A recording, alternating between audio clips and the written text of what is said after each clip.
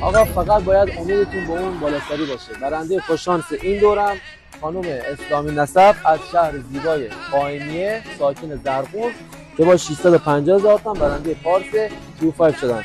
مبارکتون باشه. همراه با همسر عزیزشون. قربان شما، زنده باشید. ممنون. چه صحبتی دیدین آیه؟ خوشحال هستم، محبت کردین. ممنون. دست شما در چی برنده شدیم؟ پژو پارس Q5 مدل 93. موقع پشت تلفن گفتیم برنده شدیم چه حسی داشتید؟ خیلی خوشحال شدم. تا صاحب می‌پریدم و خدا رو شکر کردم. باورتون میشه که برنده بشیم؟ بله، امیدم خدا بود. باورم هم مبارک مثبت بود. باشه. خیلی هم خوشحال شدم. تشکر ویژه‌ام ازتون دارم. خودتون به قلبتون. ممنون از پیج خوبتون. مبارکتون باشه. سلام باشید. مبارک. قربان شما. قطعا برنده بعدی هم شما باشید.